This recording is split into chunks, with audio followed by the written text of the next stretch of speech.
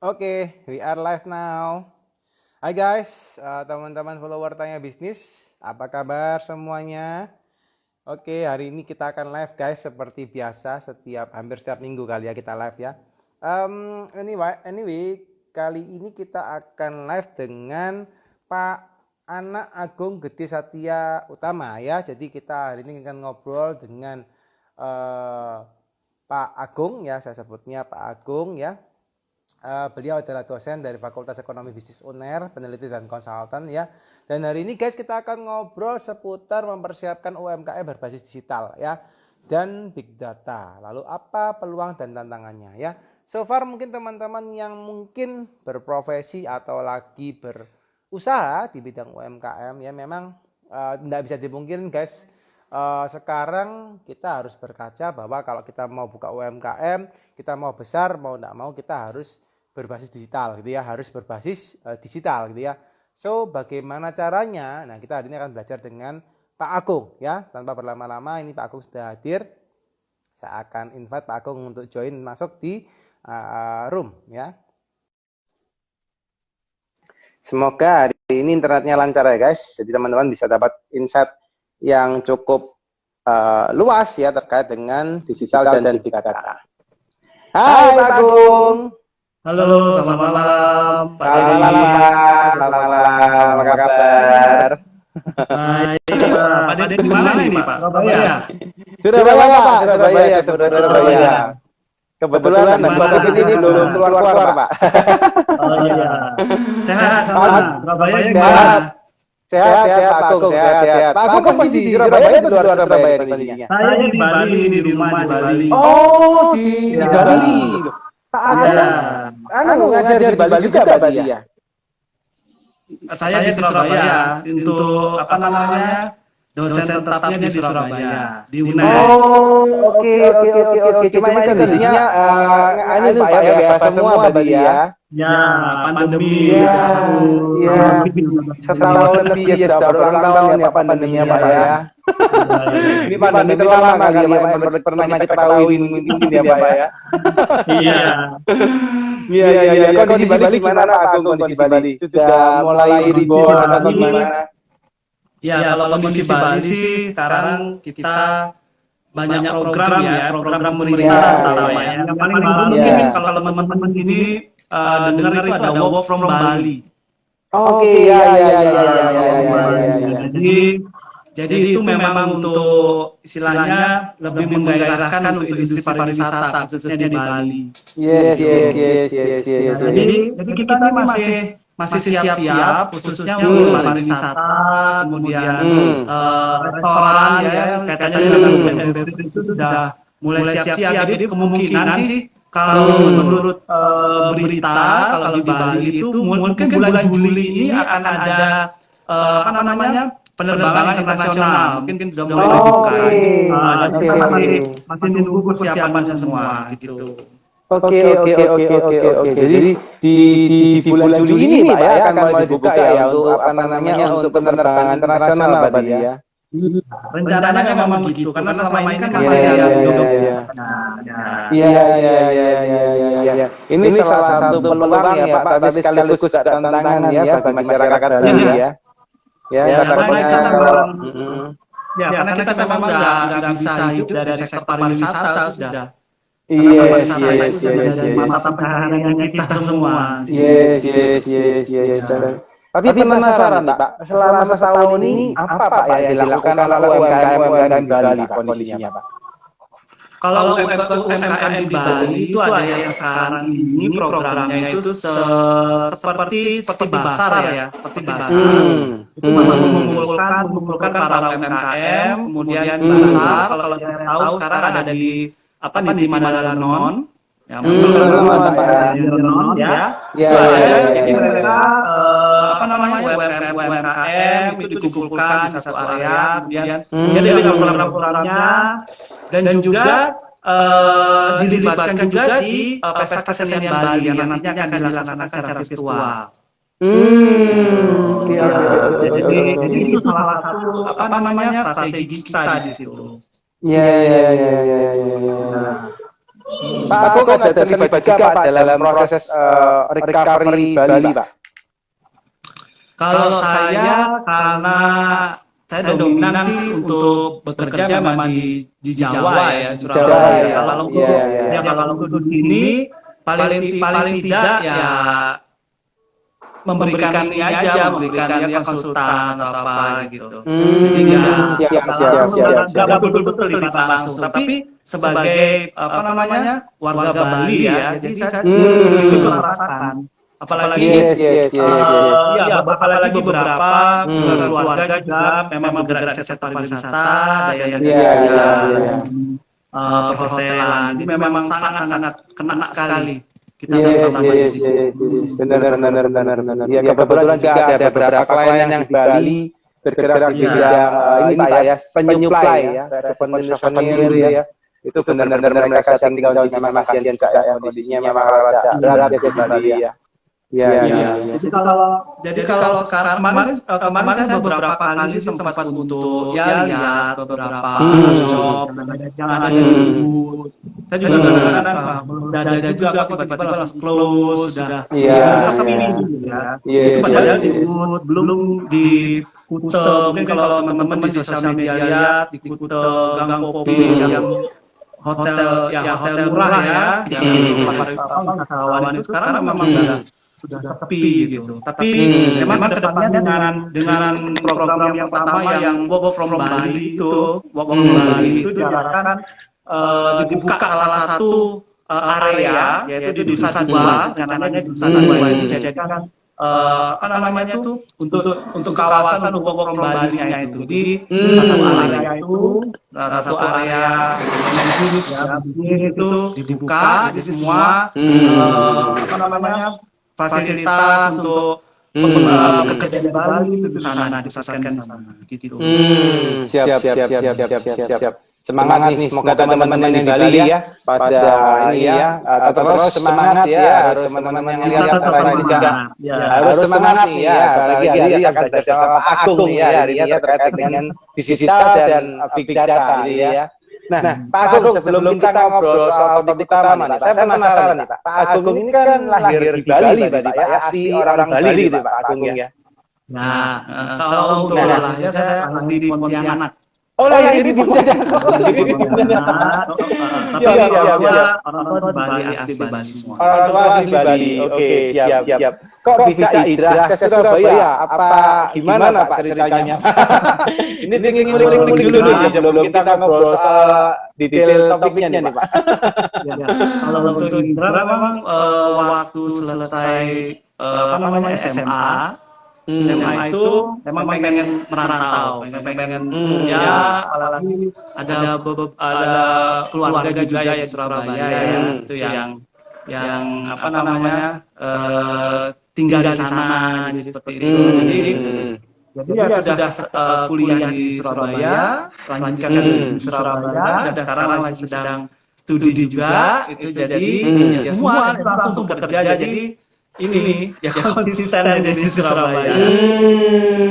Jadi karena studi nyambung kerja gitu ya, dan semuanya dilakukan di Surabaya ya Pak ya. Oke. Saya juga sempat di Banyuwangi juga. Oh, sempat di Banyuwangi juga. Di Banyuwangi itu ada UNER Kampus Banyuwangi. Jadi saya hampir 5 tahun di Banyuwangi. Jadi mengelola manajemen UNER di Banyuwangi. Nah, di situ. Oh, siap. Nah, apa namanya? Pengalaman ketemu teman-teman UMKM ya. UMKM kan banyak jenis ya, ada yang kategori Bumdes, kategori macam-macam ya. Nah, itu lebih banyak di Banyuwangi dan beberapa hasil riset studi juga di Banyuwangi. Nah, itu. Oke. Berarti apa dengan kata lain UMKM Banyuwangi lebih berkembang ya Pak? Atau gimana menurut Pak Agung? Kalau pengalaman saya waktu datang ke Banyuwangi 2016 ya. Saya datang 2016, Banyuwangi itu masih sepi sekali. Masih sepi. Ya, masih sepi dan pada waktu itu memang pemimpinnya itu luar biasa ya, Pak Hasan Anas ya. luar biasa, dan beliau betul-betul konsisten dan betul-betul komitmen membangkitkan sektor perekonomian melalui usaha kecil menengah, mikro kecil menengah. Nah, yang betul-betul saya belajar ya di sana itu toko untuk retail modern itu izinnya dibatasi. Jadi seperti Indomaret, seperti Alfamart ya itu yang sudah ada, yang sudah duluan ada, yang apa. Tapi begitu berikutnya ada pembukaan retail modern itu tidak diizinkan. Jadi semua sektor yang ada di Banyuwangi yang ada kaitannya misalnya pariwisata, pendidikan, itu semuanya mengandalkan sektor UMKM. Jadi suplai makanan, suplai apapun itu dari UMKM yang ada di Banyuwangi. Nah itu benar-benar luar biasa sekali. Pengalaman saya di Banyuwangi, saya tahu betul-betul bagaimana perkembangan Banyuwangi 2016 sampai dengan yang sekarang. Yes. Memang benar ya Pak, kalau dari ini ya kalau kita dari berita dari data ya memang sebagian besar ekonomi Indonesia ini kan ditopang oleh UMKM ya Pak ya.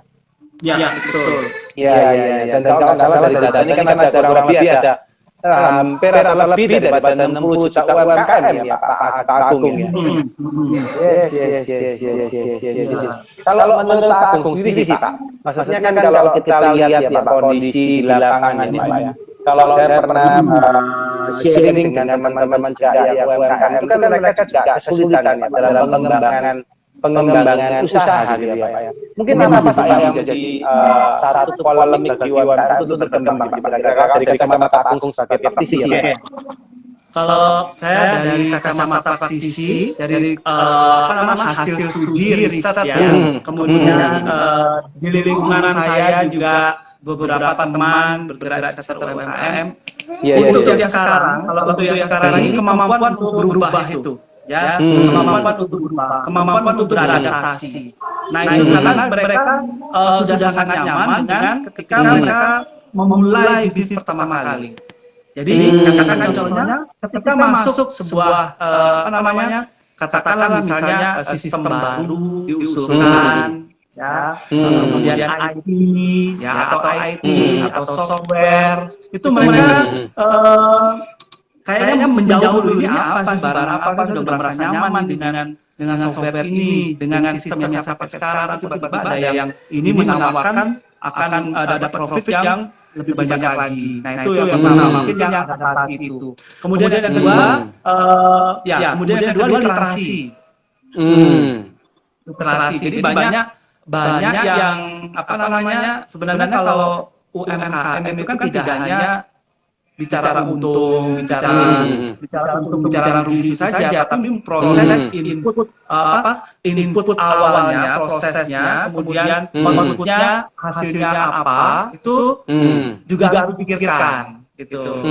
Jadi tidak hanya untung ruginya saja, tapi bagaimana nanti kalau literasi kaitannya dengan paten produk, kekayaan intelektual gitu. Nah itu juga yang sekarang lagi lagi digalakkan, bagaimana produk-produk hasil daripada UMKM kita ini bisa memiliki kekayaan intelektual.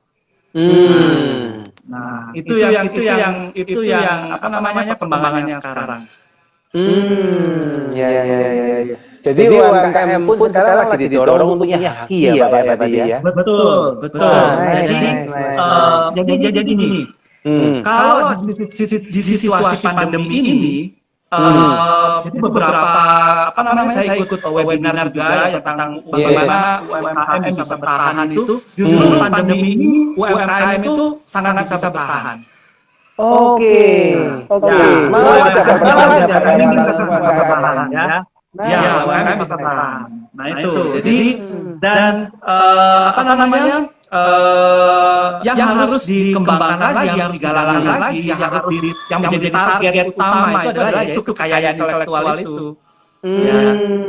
Karena sekarang UMKM tidak hanya produknya itu yang sifatnya tangible, yang fisik ada, ya, tapi juga tangible, kan yang justru yang intangible ini yang seperti ide-ide kreatif, ya, ide-ide kreatif anak-anak muda, ya, itu juga yang harus dipikirkan kekayaan intelektualnya bagaimana. Yes. Penasaran nih Pak Agung kan sempat sampaikan barusan kan bahwa ternyata malah UMKM ini yang malah surviving ya Pak di kondisi seperti ini ya Pak ya. Betul. Iya. Boleh ini nggak Pak? Maksudnya ini biar juga nyemangatin ya buat teman-teman yang mungkin merasa bisnisnya lagi down gitu ya. UMKM yang model seperti apa Pak? Yang mungkin menurut aku sekarang ini masih bisa survive kondisinya. Nah, oke.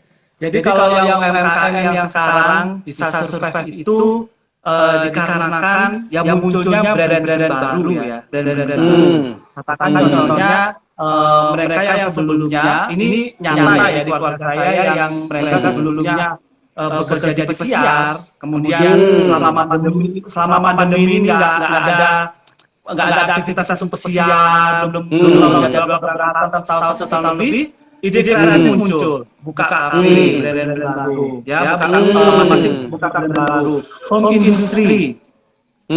Jadi home industry, jadi seperti itu home industry. Kemudian seperti layanan seperti bimbingan belajar online, seperti itu. Kemudian ya inovasi yang ada kaitannya dengan penggunaan teknologi informasi itu yang sekarang banyak. Justru mereka sekarang survei karena kita sekarang apa dikaitkan dengan internet, dikaitkan dengan gadget, online. Jadi mau nggak mau muncul ide-ide yang gimana sih sekarang kalau semua tipe daripada UMKM itu ada hubungannya dengan teknologi informasi dan seperti itu. Jadi ide-ide kreatif munculan. Justru di masa pandemi ini ide-ide kreatif makin bermunculan. Yes. Ini menarik ya guys. Ternyata kalau kita lihat usaha kafe gitu ya, kelihatannya kok kena dampak banget kena COVID, tapi belum tentu juga gitu ya. Malah di Bali usaha kafe yang baru bermunculan ternyata sudah ramai gitu ya malah ya. Apalagi yang mungkin brand-brand baru yang akan dikenal ya Pak Agung ya. Ya. Dan memang kekuatan untuk promosi juga harus. Jadi begitu muncul brand baru yang dibikin, ya sosial media harus bergerak gitu. Kalau saya lihat khususnya di Bali ini banyak sekali yang dibuka seperti community beach ya, kolam ya. Nah itu juga salah satu inovasi yang munculan. Kemudian yang sifatnya kalau tempat-tempat wisata yang sifatnya tempat-tempat kumpul untuk keluarga. Jadi ngambil area di tepi sawah, di tepi iya seperti itu. Itu kalau di Bali seperti itu. Jadi yang di Bali juga sudah mulai mencontoh, ya. Karena Bali kadang-kadang untuk menjadi the next Bali destination ya. Itu sudah mulai itu. Iya. Menarik nih ya. Jadi kalau kita lihat susahnya kelihatannya kayak gitu, tapi ternyata peluang juga ada nih ya. Iya. Nah, mungkin Pak boleh nggak Pak dikasih kayak strategi gitu Pak, atau mungkin tips ya Pak ya bagi teman-teman mungkin yang sekarang masih merasa mungkin bisnisnya lagi stuck gitu Pak. Apa sih Pak yang mereka lakukan Pak kira-kira? Oke. Kalau saya lihat untuk yang sekarang ini adalah kekuatan internet ya. Yang pertama adalah kalau memang mampu website.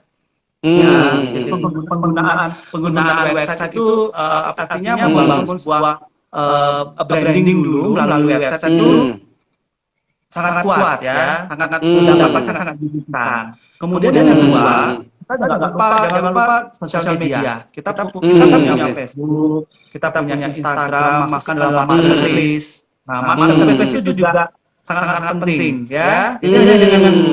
Hanya dengan smartphone, hanya dengan kuota, ya itu kita promosikan produk kita. Kemudian kalau masuk ke sistem yang lebih besar, ya, contohnya kalau di Banyuwangi yang saya lihat perkembangannya ya, mereka membuat sebuah sebuah rumah mall ya, namanya Banyuwangi Mall. Nah, Banyuwangi Mall itu semua UMKM ya, semua UMKM yang terregistrasi di sana, yaitu aktivitas operasional, penjualan produknya, kemudian semuanya sampai proses packaging pengiriman itu melalui Banyuwangi Mall. Nah, yang Banyuwangi Mall yang diprakarsai oleh Rumah Kreatif namanya.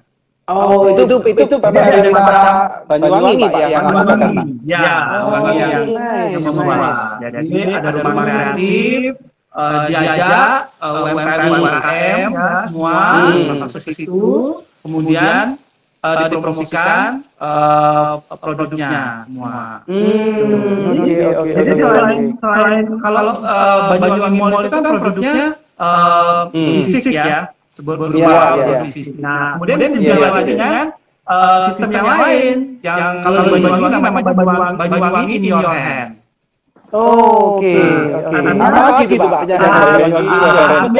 Keren.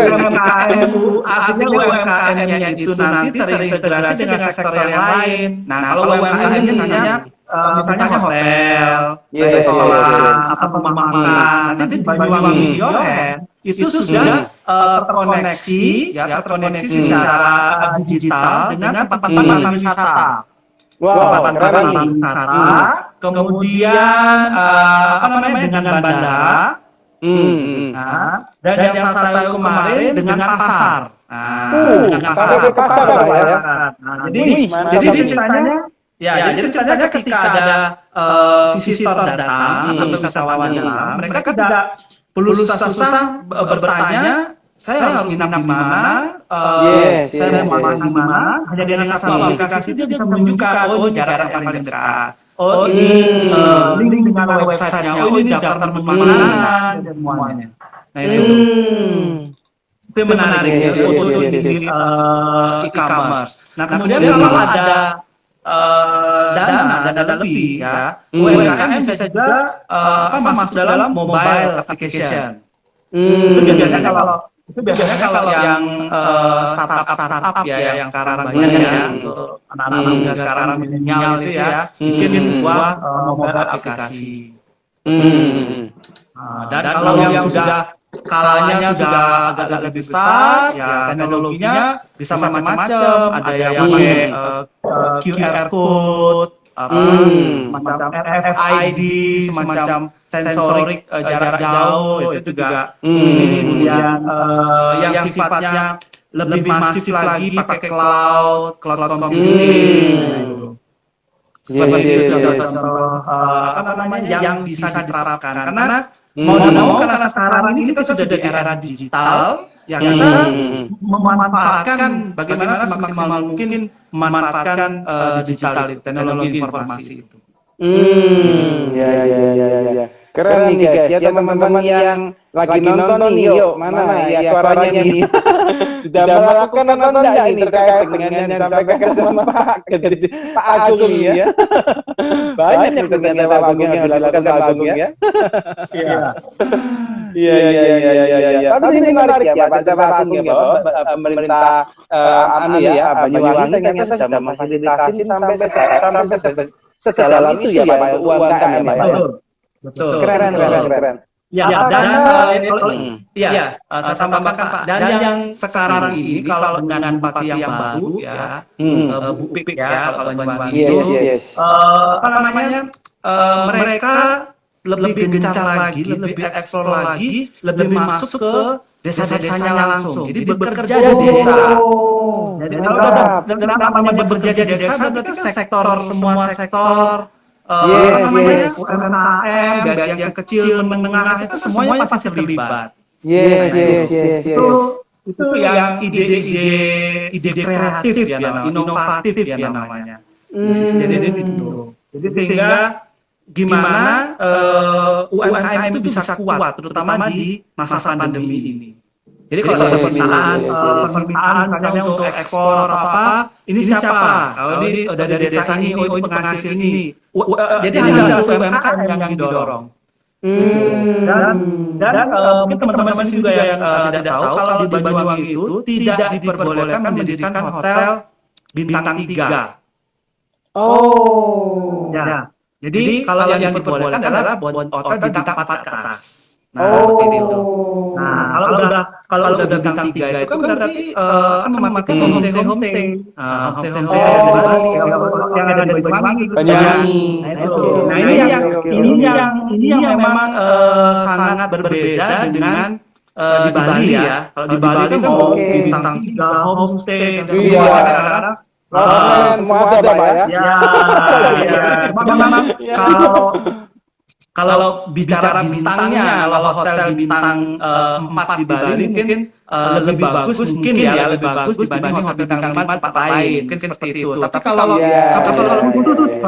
khusus untuk menjaga eksistensi UMKM, pemerintah Kabupaten Banyuwangi itu tidak memperbolehkan yang hotel bintang 3 itu berdiri, harus bintang 4 atas. Nah, karena karena mereka tidak mau memakan homestay, lodging, dan sebagainya, gitu. Justru sekarang saya lihat, jadi saya lihat punya program seperti itu semakin maju UMKM Banyuwangi. Benar. Ini jujur saya baru tahu Pak. Saya kapan sempat berpikir Pak, maksudnya kan cukup juga sering ke Banyuwangi ya. Saya lihat kok di Banyuwangi hotelnya kok bagus ya. Saya pikir ya, bagus ternyata ada. Ini yang harus Bapak sampaikan Pak. Ada peraturan dari kota di kabupaten bahwa tidak boleh mendirikan hotel yang kelas bintang 3, harus kalian bintang yang kalian gitu ya. Ya, mantap nih, mantap. Ya, ini mungkin kalau ditiru sama kota lain cocok juga nih Pak ya harusnya ya. Iya, menurut saya itu inovasi kreatif kalau yang karena saya ya pernah tinggal di Pontianak, kemudian di Pasar, di Kelungkung, di Ayah saya tahu, kemudian saya pikir Banyuwangi memang inovatif sekali. Dan saya memang merasakan 5 tahun itu perkembangannya dari mulai yang sepi, kemudian dari yang tidak ramai sampai dengan saya tahu kalau Banyuwangi pernah macet juga. Nah, dan juga ditunjang yaitu tadi mereka membuat integrasi UMKM itu dengan sektor yang lain, misalnya untuk sektor pariwisata Banyuwangi diadakan Festival Banyuwangi Festival misalnya. Nah, itu betul-betul semua UMKM betul-betul itu bergeliat sekali, bergairah untuk menghadapi event seperti itu. Karena pandemi, kalau sekarang pandemi yang saya tahu, baik pesta kesenian Bali, festival-festival itu sudah dilakukan hibrid ya, ada yang virtual gitu. Kalau menurut Pak Agung sendiri nih Pak, kalau sebagai UMKM Pak, maksudnya lebih enak kita itu istilahnya dompleng atau misalnya kita merebahkan gitu ya, harapan kita kepada pemerintah seperti ini kan keren sekali ya Pak, nyambung dari ada Banyuwangi in your hand, kawan-kawan ya. Atau menurut Pak Agung enaknya kita tetap berusaha sendiri. Menurut Pak Agung lebih enak yang mana Pak sebagai UMKM Pak? Oke. Kalau sebagai UMKM, saya ambil contoh untuk di usaha keluarga ya. Usaha keluarga yang saya kan basic bisa saya katakan skala menengah juga ya. Jadi kita memang tidak bisa istilahnya memang sudah ada dua jalur ya, mau publik atau mau private. Ya mau publik atau mau private. Tapi kalau sepanjang yang saya tahu, karena memang jadi semua kebijakan, semua program dari pemerintah mau nggak mau ketika ada aturan atau ada kebijakan baru atau ada regulasi yang harus membatasi selama pandemi ini tidak boleh dilakukan pemeriksaan face to face misalnya ya, kemudian harus dilakukan secara online, jadi artinya ya kita harus turuti seperti itu. Tapi memang kalau secara mandiri, secara usaha kita sendiri itu akan jauhnya jauh lebih bagus seperti itu. Tapi tetap kerja sama itu pastilah antara pabrik sama itu kita tidak mungkin bisa lepas itu karena semua aturan itu sudah dari pemerintah pusat, kemudian dari pemerintah daerah ke anggota-anggotanya semua gitu. Jadi kalau menurut Pak Agung malah misalnya kita tetap boleh berkolaborasi dengan pemerintah ya Pak, tapi kalau mau lebih kencang tetap harus berusaha juga secara mandiri ya Pak Agung ya. Betul secara mandiri. Nah, jadi karena kalau kita yang secara mandiri lebih ekspresinya tuh lebih nampak gitu. Nah, ada hal-hal yang di luar apa namanya di luar dengan pemerintah itu yang kita bisa lakukan, misalnya lebih ekspresi lebih inovatif lagi, ide kita lebih banyak akan keluar. Nah itu. Jadi itu tergantung dari usaha kita juga dan bagaimana juga masyarakat atau eksternal itu bisa melihat brand kita atau image corporate image kita. Jadi UMKM kita seperti apa di mata masyarakat seperti itu. Ya. Menarik nih guys ya. Jadi teman-teman kalau misalnya mau berdikari di UMKM juga tidak bisa hanya mengandalkan dari bantuan pemerintah, meskipun pemerintah juga memang kondisinya lagi support UMKM 100% full ya. Tapi teman-teman harus berusaha untuk ya mencoba mencari jalan, meskipun ya memang lebih susah, tapi masih lebih bagus menurut aku seperti itu. Nah, Pak nyambung tadi terkait dengan ini Pak, yang Pak sampaikan terkait dengan corporate image ya daripada sebuah UMKM itu Pak ya. Kalau kita ngomong nyambung terkait dengan digital ya Pak. Sebenarnya kalau kita ngomong digital ini kan macam-macam ya Pak, karena dan kita ngomong ke website ya, misalnya ke e-commerce atau ke sosial media gitu ya. Sebenarnya kalau dari kacamata Pak Agung sebagai praktisi Pak, apa sih Pak yang harus diperhatikan terlebih dulu Pak ketika teman-teman UMKM ini mau beralih ke digital kira-kira? Oke. Kalau untuk beralih ke digital, satu hal yang paling penting itu masalah security. Ya, masalah security adalah atau masalah keamanan digitalnya seperti apa. Sedangkan kita masuk dalam digital, kita secure, artinya keamanan terjamin, tidak ada istilahnya penyusup atau tidak ada virus yang masuk ke website kita seperti itu. Yang kedua itu adalah kalau ini saya sebagai praktisi sama akademisi ya, kita bicara sustainability, keberlangsungan. Ya, jangan sampai ketika kita masuk sudah ke ranah digital, karena kalau sudah ranah digital itu kita harus lihat tidak hanya lihat kepraktisannya saja, tapi cost and benefit-nya. Karena merancang sebuah sistem masuk ke sistem digital tidak sedikit biayanya, gitu. Tidak sedikit biayanya, karena tetap kita, karena saya dari akuntansi ya, jadi saya kalau dari akuntansi kan cost and benefit tetap harus ada, jangan sampai kita membangun sistem masuk ke dunia digital, cost-nya lebih besar dibandingkan dengan benefitnya. Ya, jadi saya temukan, terutama kalau saya membimbing mahasiswa ya, mahasiswa melakukan riset langsung lapangan, mereka langsung mengusulkan sebuah sistem.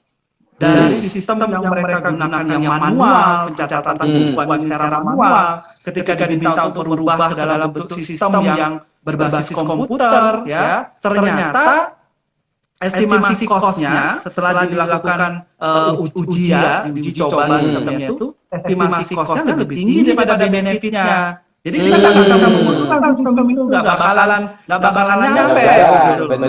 Iya, bakalan berjalan. Jadi kan tidak bisa memaksakan gitu. Itulah tantangan kita di sini. terlebih lagi UMKM ini yang harus betul-betul, karena sekarang kan kalau kita lihat UMKM harus UMKM go digital, UMKM go digital. Jadi ya itu tantangannya di situ, cost and benefit. Kita lihat cost and benefit, tidak hanya pasti kalau sudah praktis pasti efektif pasti. Kemudian nanti bicara keamanan, nah kita lihat dulu keamanannya bagaimana kita masuk digital. Karena kita masuk digital itu kita sudah berusaha menampilkan ya image kita yang kita tampilkan secara fisik, ya orang tahu fisik, lokasinya di sini, apa yang mereka jual ini. Kalau secara digital ya itu sama. Jadi orang itu kan sama berpikir ketika masuk websitenya, ketika buka produknya. Jadi konten-kontennya itu sama seperti apa yang konsumen bayangkan, seperti itu. Jadi sustain, jadi itu. Ya. Ini satu hal yang memang kalau mau digitalnya versinya Pak Agung kelihatannya cukup dalam ya Pak ya. Maksudnya nggak hanya sebatas kita kalau ngomong digital itu kan pikirnya sudah landing page gitu ya, maksudnya website ya, lalu kalau ngomong secara medsosnya tentang iklan gitu ya di Instagram kan pasti aku lebih ke dalam ya. Kalau ngomong digital sampai security-nya, berarti ini all about kita buat secara di dalam perusahaannya UMKM kita secara digital itu Pak ya, maksudnya Pak Agung ya. Betul. Dan kalaupun misalnya meskipun secara digital, biasanya saya menyebutnya semi digital itu, kalau memang masih secara Excel juga nggak apa-apa, nggak masalah gitu.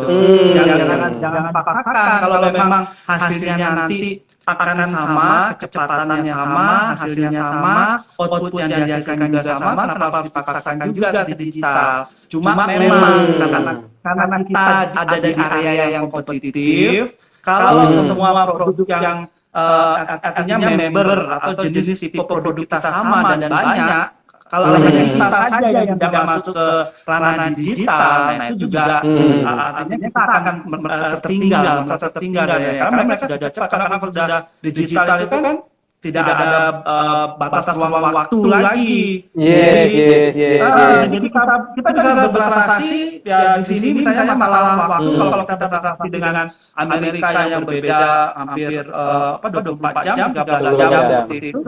Nah, itu yang apa namanya, kalau dengan digital akan lebih mudah, lebih praktis gitu.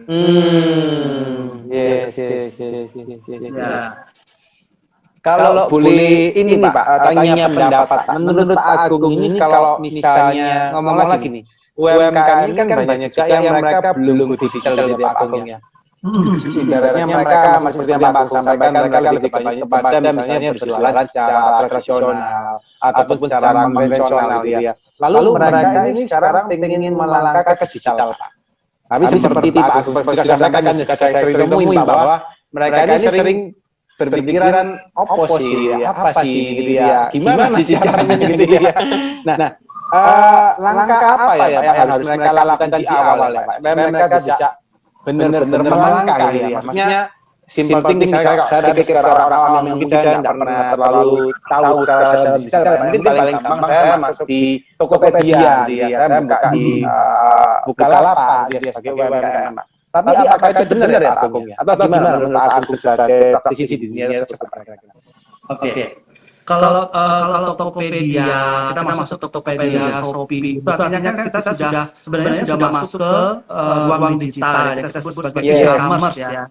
Karena e-commerce di dalamnya itu ada bisnis dengan bisnis dengan customer, sesama customer juga berinteraksi. Nah, kalau menurut saya perencanaan yang pertama, selain kita punya visi dan misi dari UMKM kita kan pasti semua punya visi dan misi ya. Entah visinya untuk mencapai visi tersebut. Kalau visi kan memang sifatnya sudah jangka panjang dan unlimited time sifatnya. Tapi kalau misi kita mungkin bisa kita ukur ya dalam jangka pendek kita mau sampai di mana, kemudian menengah, jangka panjang, misalnya 20 tahun, 25 tahun, bisnis kita mau seperti apa. Nah itu selain kita pahami dulu itu pasti dalam setiap organisasi UMKM sebagai organisasi visi misi itu perlu. Kemudian yang kedua ya buat visi misi ya Pak. Ya betul, kita punya visi dan kita punya misi. Misinya sederhana aja, gimana caranya kita produk kita itu bisa diekspor dijual ke Amerika. Bahkan kalau teman-teman di sini tahu, kalau di Bali itu ada namanya pengrajin yang dari bambu. Yes. Apa namanya seperti apa ya? Seperti tempat untuk kalau ada tamu nampan dari bambu. Nampan dari bambu. Yang di sini hanya harganya atau biaya produksinya nggak sampai 10.000, 20.000, tapi di Amerika itu 1 jutaan. Oke. Gitu ya. Karena di Amerika nggak ada bambu, nggak ada bisa jual gitu. Dan Amerika sana dijadikan sebagai aksesoris ruangan. Nah itu kan itu jadi peluang. Nah itu sebenarnya jadi sifat-sifat yang konsep visi misi sederhana aja gimana supaya produk kita bisa sampai keluar. Daun pisang yang di sini yang kita temukan ya. Di Jepang harganya jauh lebih tinggi. Nah itu yang kita jadi kita tahu visi misi kita. Kemudian kita kenali juga kebutuhan bisnis kita apa. Kebutuhan bisnis kita yang paling gampang material kita apa, sumber daya kita bagaimana, perencanaan sumber daya, kemudian teknologi yang dipakai seperti apa. Nah itu kalau udah bicara teknologi nanti naik lagi kebutuhan software, kebutuhan hardware. Nah, jadi semua yang harus kita pikirkan. Jadi kalau misalnya di masa pandemi sekarang, kalau misalnya kebutuhan untuk sumber daya manusia perlu nggak untuk nambah karyawan misalnya, atau satu orang mengerjakan semuanya. Nah itu juga perlu kita pikirkan. Nah ini terlepas dari plus minus teori secara bisnis akuntansi dengan praktek. Nah itu yang kita harus pikirkan. Tapi tetap target itu pasti ada seperti itu. Menarik. Tapi ini yang tadi sedikit Pak Agung baru sampaikan bahwa terkait ada software yang terintegrasi dengan UMKM tersebut. Software yang Bapak maksudnya seperti apa Pak Agung? Oke. Kalau software ya, biasanya kalau di UMKM itu masalahnya yang sepanjang yang saya tahu itu adalah masalah di pencatatan transaksi. Karena sekarang ini kita nggak semua organisasi ketika mereka mau memperluas marketing, memperluas market ke pasar ya, kemudian untuk mendiversifikasi produk, mereka butuh pinjaman misalnya, mereka butuh pinjaman. Saya butuh ke bank. Contohnya kalau ke bank, pasti kalau untuk mau mencairkan pinjaman itu lihat laporan keuangan. Nah, ini yang jadi titik kelemahan pelaku UMKM ya. Saya juga di Banyuwangi saya sampai melatih para pemilik, para pekerja di sektor UMKM itu melatih akuntansi bagaimana membuat atau mencatat transaksi keuangan ya secara sederhana saja. Menjadi sebuah laporan keuangan. Karena laporan keuangan itu yang nantinya itu jadi istilahnya jadi senjata untuk pinjaman di bank. Kalau untuk ada investor yang ingin tertarik, ingin menanamkan modal bisnis kita kasih juga laporan keuangan kita. Nah itu. Jadi kalau software itu secara gratis juga banyak ya. Kalau teman-teman sih yang aktif mungkin yang ada sosial media TikTok atau apa itu banyak yang sifatnya learning untuk pencatatan. Itu ada sifatnya gratis, ada juga yang license. Nah, kalau di Indonesia yang saya tahu itu banyak menggunakan softwarenya itu Accurate. Ya, ini bukan promosi ya. Jadi memang di sektor akademis pun mahasiswa kita juga kita latih untuk bisa menggunakan software minimal Accurate, kemudian MIO. Nah, kalau teman-teman UMKM pasti pernah tahu ini Accurate. Nah itu ya. Jadi itu menurut saya itu mereka harus aware dengan bagaimana mencatat transaksi keuangan, transaksinya menjadi laporan keuangan. Karena senjatanya di laporan keuangan itu, ya. Jadi simpel saja, saya mau menanamkan modal di restoran misalnya atau di kafe. Saya kan nggak akan melihat fisiknya ya, lihat kafenya itu bagus tepi ini, tapi gimana sih laporan keuangannya secara tahunan atau bulanannya gimana, omsetnya gimana, naik apa enggak gitu, costnya apa saja, nanti kita akan lihat itu. Nah itu yang kalau menurut saya kelemahannya di sektor UMKM itu adalah di transaksi keuangannya. Ya, itu yang pertama. Karena kalau sudah transaksi keuangan terlibat dengan software, nah itu yang kedua, kemampuan untuk mengoperasikan sistem tersebut. Itu yang jadi kelemahan.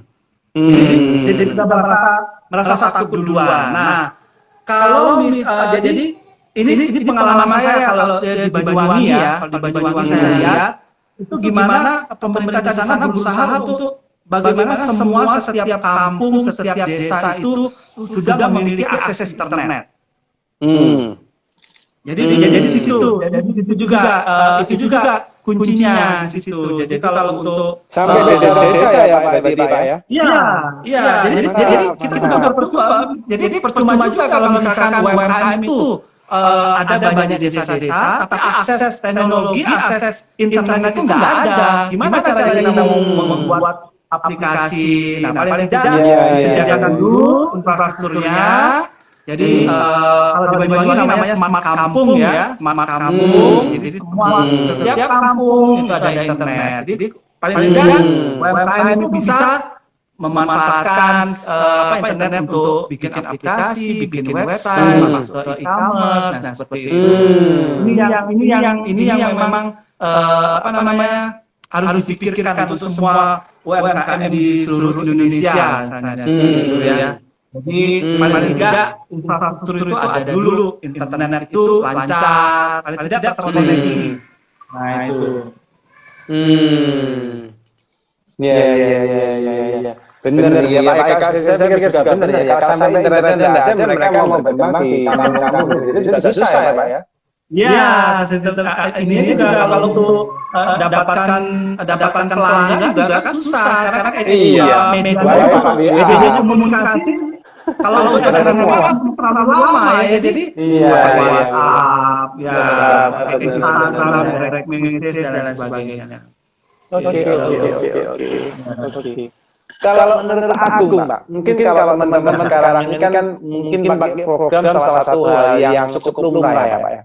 Tapi kalau seandainya masih ada teman-teman kita yang menggunakan misalnya Pak, kalau pembukuannya, kalau pakai buku, saya rasa juga agak susah. Mungkin yang pakai Excel, Pak, yang pakai Excel. Menurut Pak Agung sendiri masih oke nggak sih Pak kalau teman-teman yang UMKM ini menggunakan pembukuan via Excel gitu Pak, kira-kira? Ya. Ini ya plus menurut saya ya plus minusnya itu ada. Kalau untuk Excel untuk transaksi yang sifatnya masih ratusan atau ribuan masih mungkin tercover ya. Tapi bagaimana kalau misalnya kita melakukan decision pengambilan keputusan, kalau misalnya ada isu yang artinya kalau isunya itu bisa positif atau negatif yang bisa mengaruhi bisnis kita. Nah, kita mau melakukan analisis itu. Analisis lewat sosial media. Nah, misalkan Twitter. Twitter kan paling cepat informasinya. Sekali tweet itu ada kita bisa tahu. Nah, kalau dengan Excel sulit untuk melakukan analisis melalui sosial media yang Twitter itu yang sekali tweet itu bisa reply komen itu jutaan, ya bahkan ratusan juta tweet komen itu yang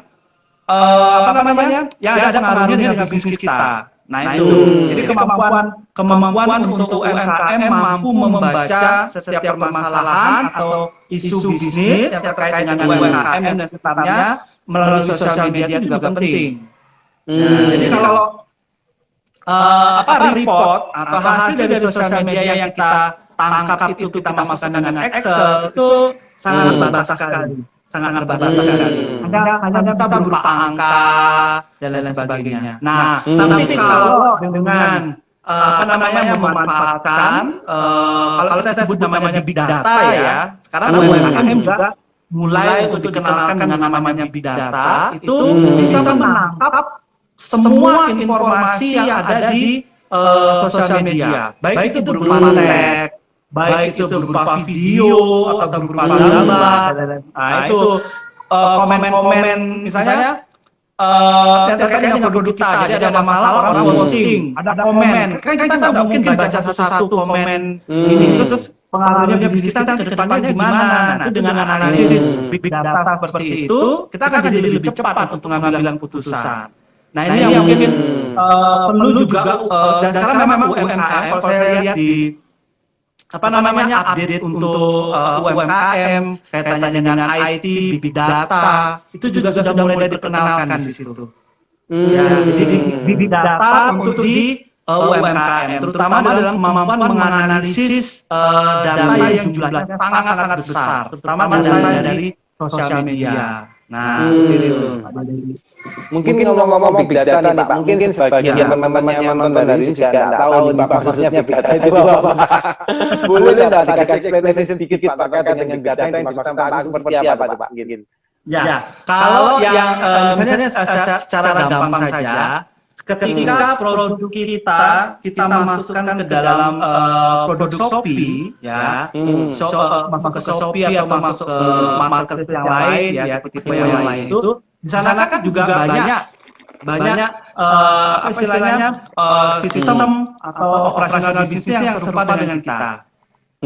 Nah, jadi kita bisa, jadi sebenarnya data untuk harga, data untuk nama produk, data jenis produk, ya, sampai dengan warna dan lain sebagainya sebenarnya sudah ada datanya di situ. Nah, ketika kita ingin melihat, kita ingin melakukan analisis, kan kita nggak mungkin akan buka satu-satu dari lini bisnis itu, ya, termasuk komputer kita. Kan kita nggak mungkin buka website mereka ini dagang apa sih? Nah, tapi dengan adanya big data itu semua sudah tersimpan gitu loh. Semua sudah tersimpan dan semua itu juga bisa digunakan untuk analisis, untuk prediksi di masa depan. Jadi kita bisa tahu harga kita ini posisinya ada di nomor berapa. Kalau misalnya bikin grafik, dibikin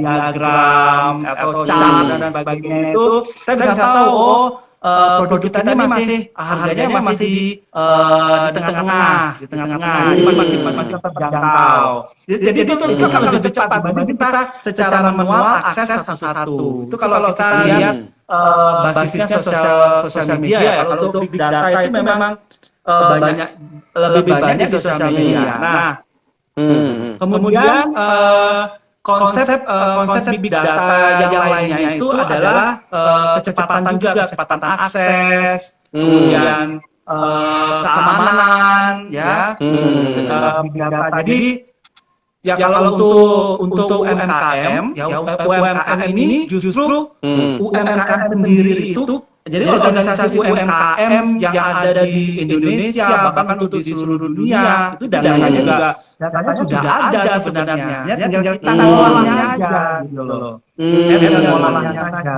Nah, gimana gimana kita bisa tahu, kita bisa dapat datanya, yaitu nanti kalau misalnya kita apa namanya, ya itu masuk tadi masuk ke Tokopedia. Kalau Tokopedia itu kan banyak yang search yang lain semuanya. Nah, itu datanya kita ambil, datanya kita capture. Kemudian di Twitter misalnya data Twitter, kalau misalnya kita pengen tahu komputer kita hashtag nama komputer kita, sosial media. Nah, itu bisa ditangkap, dan itu bisa juga diformat dalam bentuk Excel, tapi Excelnya sudah ratusan juta kolom gitu seperti itu. Nah, yang kalau dengan kemampuan untuk Excel saja itu belum bisa dikatakan untuk big data. Seperti itu. Nice. Jadi ini memang tantangan perubahan sistem ya untuk UMKM yang manual, kemudian mereka kenalkan dengan e-commerce, kemudian sekarang ini yang big data. Nah, ini yang memang tantangan challenge buat kita semua, termasuk saya sebagai pendidik juga. Bagaimana nanti mahasiswa sekarang juga sudah diajak untuk berjiwa entrepreneur. Nah, jadi diajak berjiwa entrepreneur. Jadi mereka sambil tahu bagaimana teorinya, mereka juga punya jiwa entrepreneur. Nanti ketika diaplikasikan, jadi mereka tahu sekarang posisinya sudah digital, dan mereka semua mau tidak mau sudah arahnya sana gitu. Itu Pak Dede. Menarik ya guys, ternyata ya. Banyak nih yang harus kita cari buat teman-teman. Iya. Kalau ngomongin big data memang nggak habis-habisnya Pak Dede. Karena memang hal baru juga buat kita semua di sini. Yes. Ini kalau kita ngomongin cuma laporan keuangan sendiri aja udah belum jadi, apalagi big data ya Pak ya. Iya. Laporan keuangan dulu diberesin baru bisa lihat big data tuh. Iya. Pak, ini Pak, permisi ada pertanyaan dari mana nih? Kelihatan. Sebentar.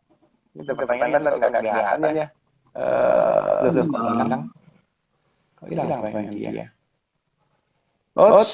Hilang Pak. Hilang pertanyaannya.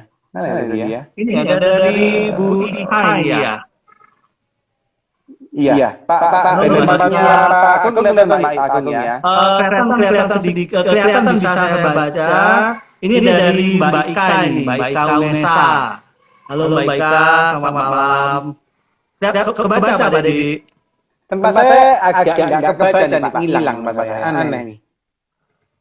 Oh iya, ini saya kebaca ini di atas.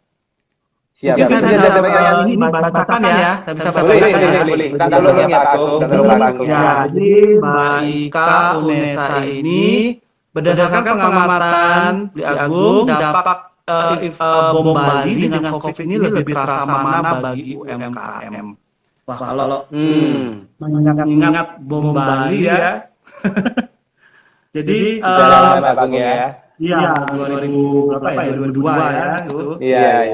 Jadi kalau dampaknya yang bom Bali terasa mana ya? Kalau saya ya merasakan lebih sangat berdampak yang sekarang COVID.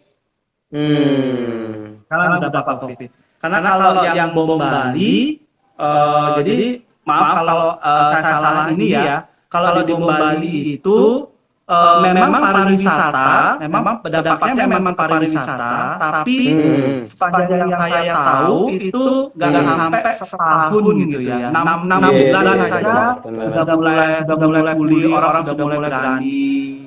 Ya, karena memang sifatnya kan lokal ya, sifatnya lokal. Tapi dampaknya memang luar biasa, terutama bagi Indonesia juga. Tapi yang karena sekarang ini yang pandemi tidak hanya Bali, tapi seluruh dunia yang sangat lebih terasa di sini. Kalau waktu bom Bali yang masih di pesiar masih bisa bekerja, tetap bekerja. Tapi kalau sudah pandemi sekarang mereka nggak bisa bekerja, mereka sudah di rumah semua, aktivitasnya sudah di rumah. Jadi baiknya lebih terasa sekarang dampaknya bagi UMKM kita di sini. sangat Iya. berdampak sekali ya. Itu. Sepakat Pak Agung, sepakat. Ini kalau saya boleh analogikan mungkin teman-teman UMKM yang surviving atau teman-teman pengusaha yang surviving di era sekarang ini semuanya warrior ya Pak ya, semuanya winner ya Pak. Iya, betul. Benar, ini semuanya winner nih.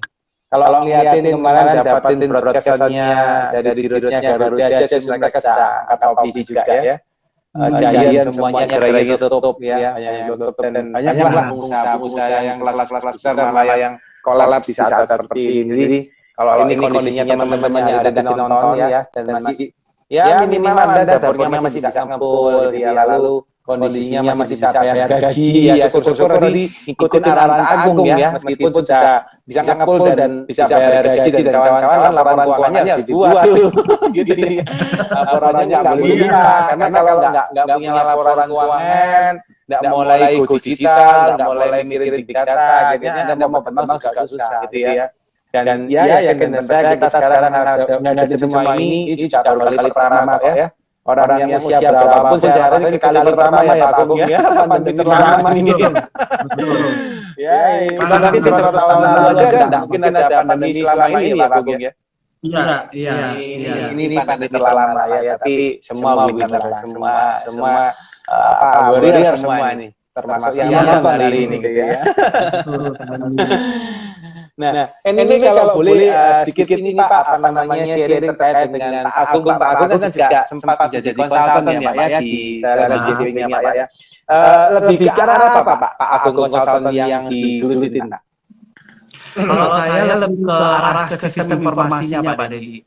Jadi informasinya, jadi bagaimana organisasi itu membangun atau mengevaluasi sistemnya. Jadi seperti itu. Jadi lebih banyak katakanlah desain sistemnya seperti apa gitu. Tapi nanti itu kembali lagi ke organisasinya, mereka mau mengikuti atau tidak. Kita hanya menyiapkan, kita hanya menunjukkan ini loh sistemnya, ini yang sistemnya yang memadai seperti ini cost-nya, ini benefit-nya, dan kira-kira nanti output-nya jajannya seperti ini. Jadi secara kita lebih banyak secara akuntansinya gitu. Tapi bisa sambungkan juga sama program tadi yang Pak Agung sampaikan, accurate dan ya Pak ya.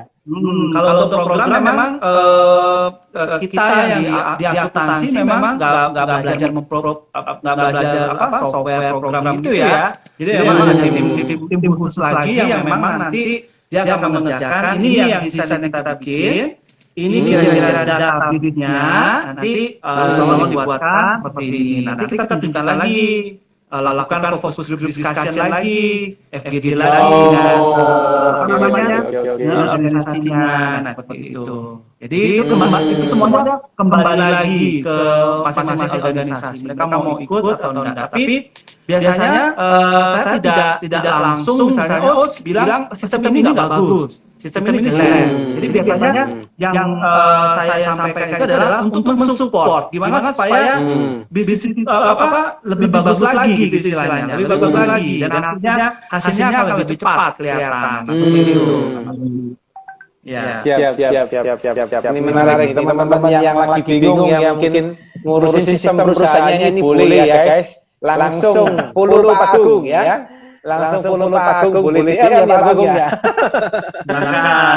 Ya langsung DM Pak Agung tanya ini, beliau sudah ini guys sudah senior ya, seorang dosen ya, juga seorang praktisi yang di salah satu fakultas di Surabaya ya.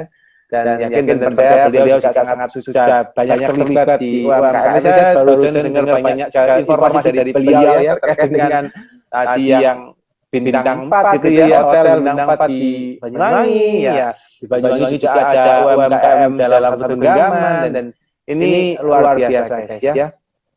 Oke. Pak Agung, nggak terasa sudah 1 jam yang kita ngomong tadi, nggak kerasa nih Pak ya. Kita ngobrol-ngobrol ini pada 1 jam aja gitu ya.